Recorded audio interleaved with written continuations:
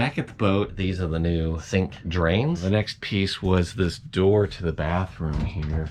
See, if I look way down there, the bottom sticks up like that, and with an adapter, compressed natural gas like that. Back at the boat after going out to sea and finding a couple of problems. So for problem number one was the autopilot was failing.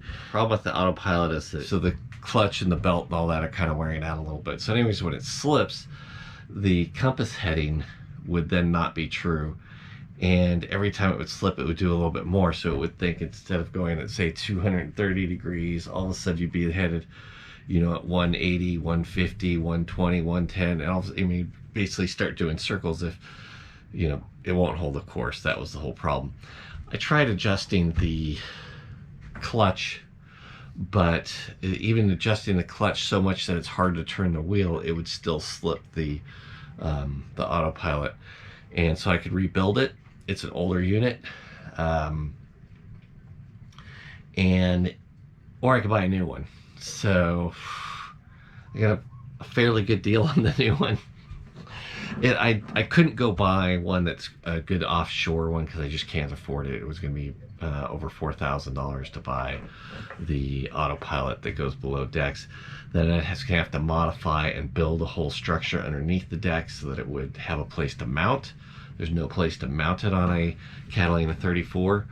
So the wheel pilot is really the easiest way to do it without doing a lot of major refit to the boat and fiberglassing and all of that, and reinforcing the hull and the location where it's going to mount.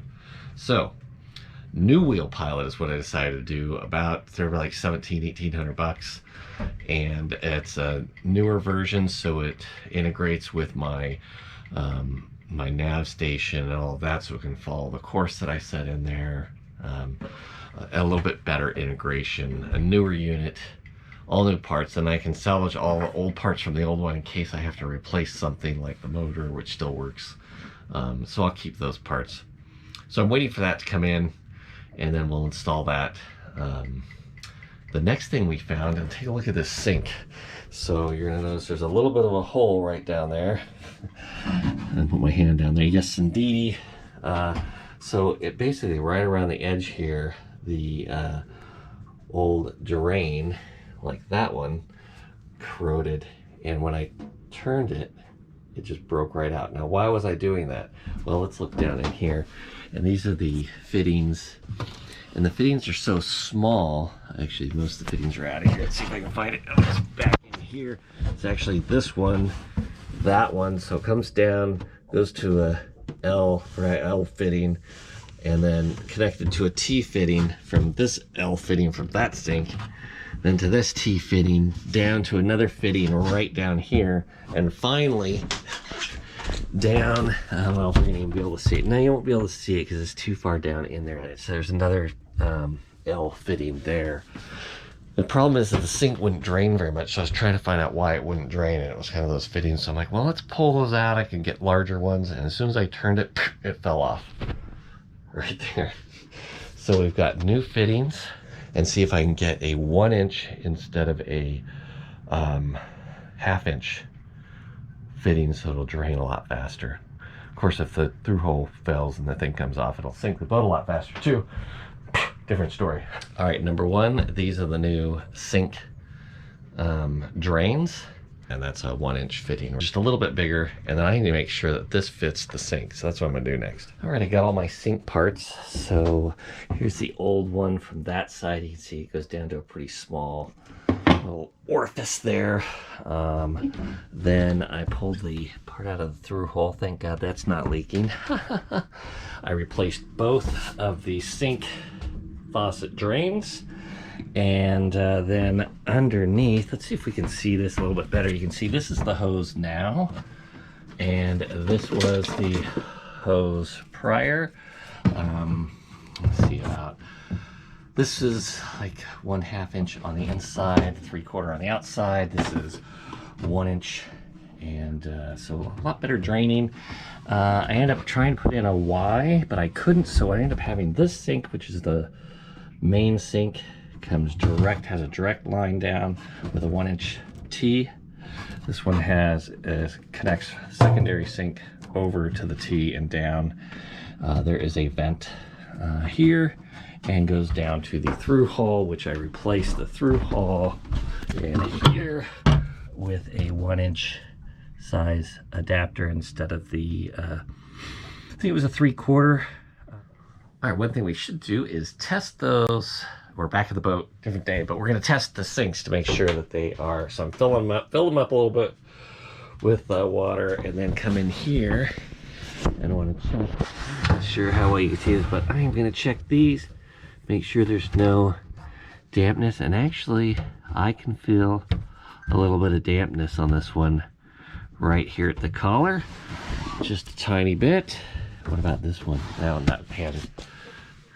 Dry that hand off. And let's check this one with the other hand. And I don't feel anything there wet at all. That just means this needs to be tightened up a tiny bit. And then let's check the bottom one. Come down in here. I want to check, since I've got it all stopped up. You cannot see down in here, I'm sure of. It's still pitch black, but that's where the through hole fitting is. And if I open that up, my sink should drain. Yep. Okay, so that is good. I just need to tighten that one thing up, and our sinks are done. All right, so the sinks are job done. That's fantastic. They drain really well, just super fast, which is awesome. Excited about that. The next thing, since we're waiting on the Autopilot to get here, and it's a bit delayed, just a little bit of just slow shipping, I would say. It's not really delayed. It's expected to get here tomorrow, the next day, whatever that works out. So we're almost 2 weeks delayed now. I'm trying to get down south, which is 3/4 of the trip, at least half of it. So I'm working on a couple of things here. I wanted to do the sinks so the sinks drain better. That's good. The next piece was this door to the bathroom here, and show you how it closes now. So when you close it, it really gets, top closes fine, but as we get down here, you can see, if I look way down there, the bottom sticks right at the corner there.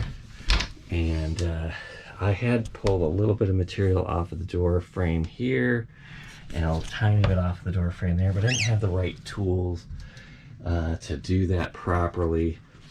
But so I'm gonna have to take some measurements here. Basically, this piece here needs to be trimmed back a little bit, and this back a little bit.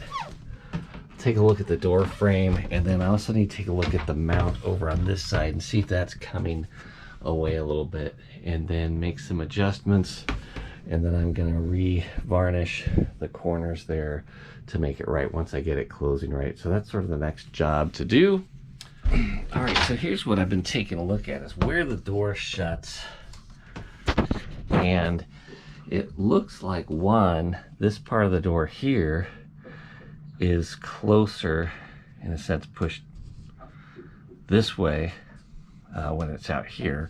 And when you close it, of course, when it starts coming around that hinge, this part of the door is closer. Like, it touches first. Let's look down there. So it touches while this part of the door is out pretty far, and then it gets closer here. If you look at this hinge and the way they mounted it, it's close here, farther away here, and almost overlapping down here. So as it moves in like this, they mounted this door incorrectly from the factory.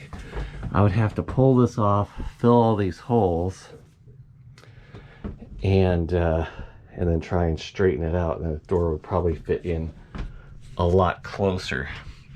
But I took the screws off up to here, moved it out a tiny bit, and door still touches right in this corner right here, from right about here. So what I'm gonna have to do is still shave off a bit of this and shave off a bit of that to make this line up a little bit better. And I brought some tools with me, so we're gonna do a little modification here and see if we can get that door just to shut properly. You'll still have to pull it shut But the nice thing about pulling it shut is that it'll keep a little tension on this door so it won't rattle when it's shut.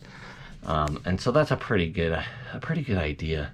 Not sure if that's what they were intending, but I think it's going to work out. So let's give that a try. All right, guys, this is where I use a couple of sanding discs on my drill, and they're circular sanding discs. I test the fit a few times. I've got a couple of different bits, and I use those to get the corner because it's kind of an L shape in there. I got to get right into the corner. A couple of those, finish it up, smooth it out, and get some varnish on that, and it'll work perfect. All right, I think I've got it. So, smoothed out the edge here. Took down the edge on this door here. And it closes properly with a little tiny bit of room to spare. Nice. And so now I just need to varnish the edge. And I've got myself a little bit of this Captain's varnish with a satin finish that I'm going to use on that, and that should be just fine. Just a nice thin coat to protect the wood, and vacuum up my mess, and we are good. Another project down. Woohoo! Oh, hey, you know, I should mention two things. One of them, this boat has compressed natural gas for the oven and stove, and found it difficult to find a place to get those filled. There's lots of locations around for buses, transportation vehicles at the airport, like the shuttles, and cars and trucks and stuff like that. And with an adapter, whoop, like that, I can fill my own bottles. So I picked up one of these, and that should solve that problem, at least in the United States. I have to start checking Mexico and things like that, but I know they have compressed natural gas down there, and they have it for some of the buses and shuttles in some of the larger cities. So I'm just going to check to see how easy that is going to be for me to get.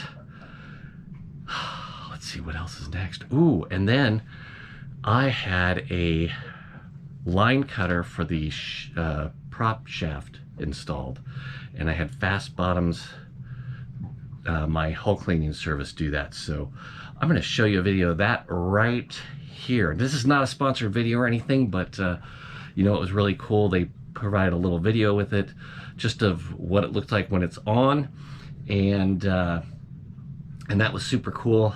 If you guys know, I wanted to kind of wait to get that installed before we went out, because like crab pots and stuff, it turns out crab season's over, but you know, any kind of lines, nets, things like that are in the ocean, and they get caught around your prop.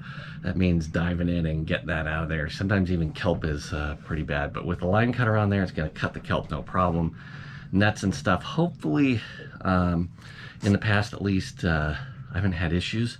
So having a line cutter on there is just a little safety margin, so I don't have to go in the water as much, unplanned in the water. Anyways, I'm going to show you that right now. All right, guys, this is the footage that Fast Bottoms provided, so I can see that line cutter. There it is on the prop shaft. That is Fast Bottoms Hull Diving Service. Matt is the guy that runs that place. He's cleaned the bottom of my boats for my last boat for the years that I had it here in the Bay Area, San Francisco Bay Area. So that was over in Emeryville and Alameda, and I'm here in Richmond, and he's doing my boat here as well as others. Does a great job. Not sponsored, just putting it out there just in case you're looking for somebody. Good guy. All right, we're gonna call this job done. There is that side I revarnished, and then I revarnished the door over here, so this section's been revarnished. It matches kind of perfectly, and that is gonna work. That is that. Sink, door works. I better check my list. See what else I gotta do.